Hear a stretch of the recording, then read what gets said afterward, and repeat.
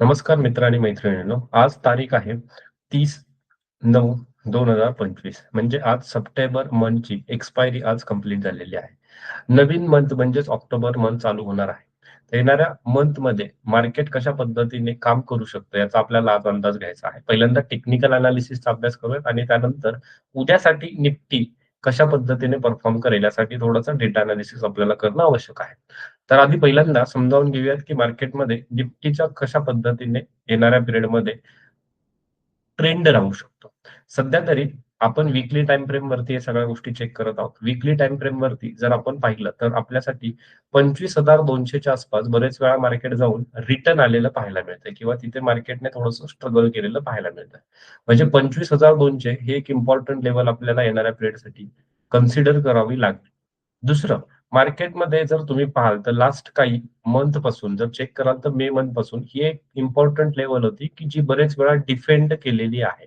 परंतु तेव्हाची परिस्थिती वेगळी होती, आत्ताची परिस्थिती वेगळी आहे. ग्लोबल मार्केटमध्ये इंडियावरती म्हणजे भारतावरती मॅक्सिमम टॅरिफ लावण्याचा प्रयत्न अमेरिकेकडून केला जातोय. त्यामुळे सुद्धा काही प्रमाणामध्ये निगेटिव्ह सेंटिमेंट जर आले, तर कदाचित 24,300 च्या खाली जर मार्केट जात असेल, तर आपल्यासाठी मार्केट थोडंसं अजून डाउन साइड जाण्याची शक्यता राहू शकते. म्हणजेच मार्केटमध्ये आपल्याला निगेटिव्ह ट्रेंडचा प्लॅन करणं आवश्यक आहे. जर मार्केट 24,300 च्या खाली सस्टेन होत असेल, एखादा दिवस किंवा 1 किंवा 2 दिवस.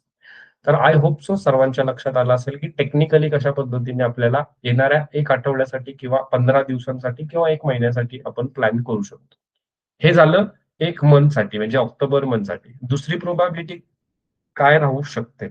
तर प्रोबॅबिलिटी आहे, की हा एक चांगला सपोर्ट एरिया आतापर्यंत निफ्टीसाठी आहे. त्यामुळे जर निफ्टीने मार्केटमध्ये अशा पद्धतीने थोडंसं बाउन्स बॅक या एरियातून केलं, तर आपल्यासाठी सगळ्यात पहिल्यांदा रेझिस्टन्स म्हणून 25,200 च्या एरियामध्ये आपल्याला काही प्रॉफिट बुक करणं बेटर राहू शकतं. त्यानंतर जर हा एरिया ब्रेक झाला, तर कदाचित मार्केटमध्ये 500 च्या वर म्हणजे जवळ-जवळ 25,600 च्या आसपास सुद्धा लेव्हल येऊ शकते. ठीक आहे. आता मार्केटमध्ये उद्यासाठी काय घडू शकतं याबद्दल आपल्याला जरासं डिस्कशन करणं आवश्यक आहे. उद्यासाठी म्हणजे 1st ऑफ ऑक्टोबरसाठी. तर जरासं चेक करूया ऑन 15 मिनिट टाईम फ्रेम. 15 मिनिटाच्या टाईम फ्रेमवरती जर आपण नीट अभ्यास केला, तर काय दिसतंय ॲज पर टेक्निकल अनालिसिस कुठे-कुठे मेजर सपोर्ट्स आहेत आणि कुठे-कुठे मेजर रेझिस्टन्स आहेत. सध्या तरी आजच्या अभ्यासानुसार मार्केटमध्ये जर तुम्ही ऑब्झर्वेशन केलं, तर सगळ्यात जास्त रेझिस्टन्स कुठे घेण्यात आले होते? तर आज मार्केट 700च्या वर जाऊ शकलेलं नाहीये. 700च्या आसपास जाऊन बरेच वेळा तुम्हाला मार्केट खाली आलेलं पाहायला मिळेल. मग जर मार्केट इथून खाली येतंय, तर आपल्यासाठी हा एक इम्पोर्टंट रेझिस्टन्स आहे, असं आपल्याला समजावून घेणं गरजेचं आहे. पण हा एक इम्पोर्टंट रेझिस्टन्स आहे, की जर मार्केट याच्यावर जर जात असेल, तर उद्या ट्रेड्स घ्यायचे आहेत का? तर हां, त्याच्यासाठी काही इम्पोर्टंट गोष्टी आपल्याला फॉलो करणं गरजेचं आहे. त्यातली पहिली जी गोष्ट आहे, की जर 700च्या वर मार्केट सस्टेन होत असेल, तर मार्केटमध्ये 15 ते 20 मिनिटं या लेव्हलच्या वर मार्केट टिकणं आवश्यक आहे. जर मार्केट वर टिकत असेल आणि या लेव्हलच्या वर स्पेशली जात असेल, तर आपण म्हणू शकतो, की मार्केटमध्ये बायिंगचा म्हणजेच अपसाइडचा ट्रेंड येऊ शकतो. स्पेशली 24,735 किंवा 40च्या वर. ठीक आहे. परंतु त्यासाठी त्यावेळेसचा डेटाही आपल्याला समजावून घेणं गरजेचं आहे. बरं. या व्यतिरिक्त काय होण्याची शक्यता आहे? जर मार्केट या लेव्हलच्या खाली उद्या म्हणजे 1st ऑफ ऑक्टोबरला जर या लेव्हलच्या खाली मार्केट ओपन होत असेल आणि 15 ते 20 मिनिटं मार्केट सस्टेन करत असेल, तर हाय प्रोबॅबिलिटी की मार्केटमध्ये डाउन साइडचा ट्रेंड येऊ शकतो. सध्या तरी टेक्निकल अनालिसिस वरून आपल्याला अशाच गोष्टी लक्षात येतायत. परंतु आपल्याला त्यासोबत ऑप्शन चेनमध्ये कोणकोणत्या पद्धतीचे कॉन्ट्रॅक्ट नवीन महिन्यासाठी ॲड झालेले आहेत, हे आपल्याला समजावून घेणं आवश्यक आहे. त्यासाठी आपण निफ्टीच्या ऑप्शन चेनमध्ये जाऊन चेक करूयात. ही जी ऑप्शन चेन आहे, ही नेक्स्ट एक्सपायरीची असणार आहे म्हणजे 7th ऑफ ऑक्टोबरची आपण एक्सपायरीची बघतोय. कारण आजच्या एक्सपायरीची पाहून आपल्याला काही मिळणार नाही म्हणू शकतो इन्फॉर्मेशन. सध्या तरी आपल्यासाठी निफ्टीचं जर प्राइस बघितली, तर निफ्टी अगदी बॉटमवरती म्हणजे काय तर 24,611 जर तुम्ही नीट एनालिसिस कराल, तर पहिल्यांदा मी थोडंसं आजच्या एक्सपायरीचं म्हणजे 30 सप्टेंबरच्या एक्सपायरीचं एनालिसिस करून दाखवतो. 30 सप्टेंबरमध्ये आपण जर बघितलं, तर ओव्हरऑल ओवाय जो होता, पुट ओवाय जो होता, हा पुट साइडचा ओवाय आहे. त्याच्यामध्ये सगळ्यात जास्त कॉन्ट्रॅक्ट या लेव्हलला झाली होती. जी लेव्हल होती 24,600. 24,600 ही इम्पोर्टंट सपोर्टचं काम करणारी लेव्हल होती आजच्या मार्केटसाठी.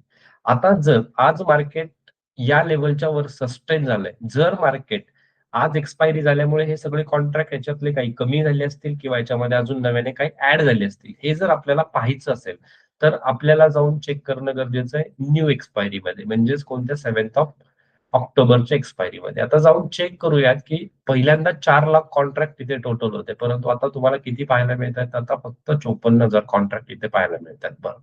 हे कोण आहेत? तर आता आपण असं अझ्युम करून चालूया, की हे सगळे पुट सेलर आहेत. म्हणजे यांचा व्ह्यू मार्केटमध्ये पॉझिटिव्ह असतो. आणि त्याच स्ट्राईक प्राइसला 24,600 या प्राइसला जर तुम्ही चेक कराल, तर 37,270 एवढे कॉन्ट्रॅक्ट्स आहेत. बघायला गेलं तर आपल्याला पुट सेलरची संख्या जास्त आहे, म्हणजे पॉझिटिव्ह लोकांची संख्या जास्त दिसते या नंबरच्या जवळ, म्हणजे 24,600 च्या जवळ. या व्यतिरिक्त इथे जर चेक करायला गेलात तर इथे कॉल सेलर आहे, त्यांचा व्यू निगेटिव्ह असतो. मग यांची संख्या त्या प्रमाणामध्ये कमी आहे 54,688 पेक्षा. तर आपण असं म्हणूयात की सध्या तरी 24,000 मार्केटमध्ये सगळ्यात 24,600 ही एक इम्पॉर्टंट लेव्हल आपल्यासाठी असणार आहे. आता याच्या व्यतिरिक्त दुसरं काय अभ्यास करणं आवश्यक आहे? तर दुसरी गोष्ट सगळ्यात जास्त आज कॉन्ट्रॅक्ट नव्याने कुठे ऍड झालेले आहेत? कॉल साइडला आणि पुट साइडला. तर जरासं जाऊन चेक करूयात. जर तुम्ही बघाल तर 24,600 at the money price consider करूयात आणि जर थोडे तुम्ही चेक केले तर थोड्याफार प्रमाणामध्ये इन द मनी कॉल साइडचे कॉन्ट्रॅक्ट झाले. Normally in the money contract कोण ऍड करतं?